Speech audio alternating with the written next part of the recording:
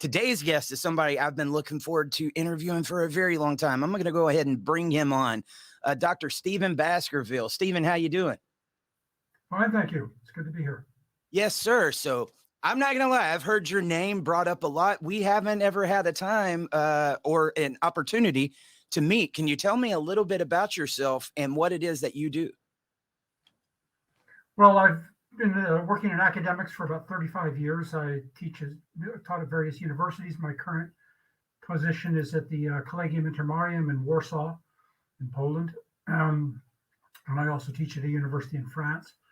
And I've been writing books on various topics, but my last three books have been on men's issues. I wrote a book, Taken into Custody, in 2007, which was a book specifically on the family courts. A copy of it here.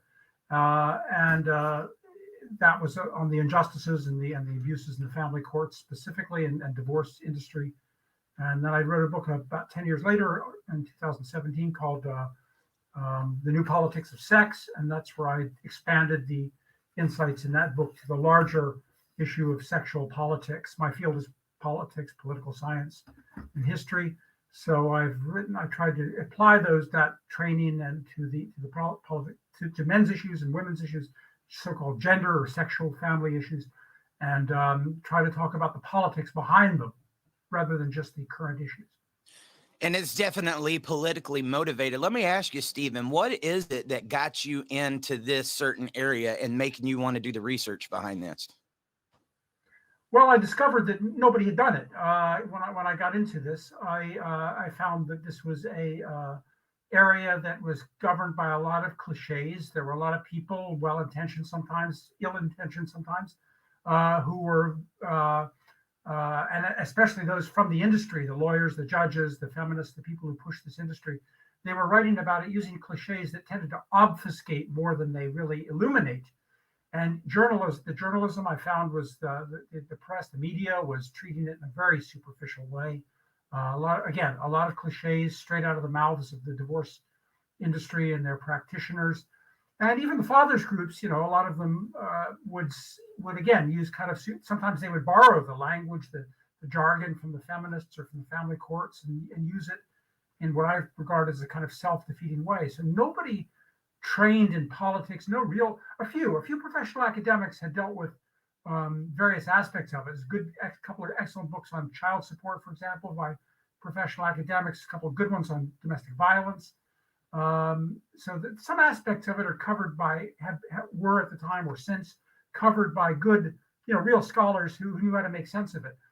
Sanford Braver, Donald Dutton, Bill Coleman, others.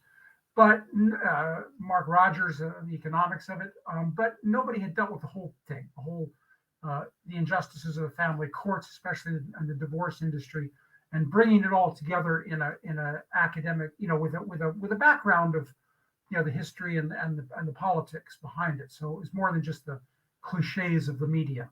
So that's what I've tried to do in my books. Yes, sir.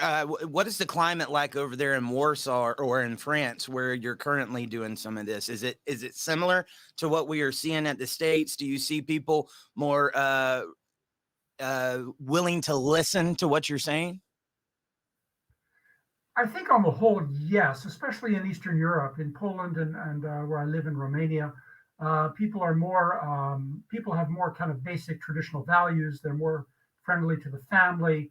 They don't have much time for sexual politics, radicalism, feminism, transgenderism, things like that. People don't have much interest in that here. So a lot of people may know that Poland, for example, is ruled by a fairly conservative party, and the Catholicism is very important in Poland, and Orthodoxy in Romania. So there's a lot of traditional values. Having said all of that, it is surprising, though, that when it comes to things like family courts and injustices in the family courts, a lot of men and some women suffer similar injustices to what people suffer in the West, in the United States, Canada, and Britain. It's not quite as bad. You don't have anybody going to jail for child support, for example, or the domestic violence industry is not as rabid and as vicious as it is in North America or Western Europe or Britain. But there's a lot of, even in countries that pride themselves on family values, and conservatism and Christian faith or Muslim faith even. I found it's surprising that similar injustices take place in the family or are starting to take place in the family courts.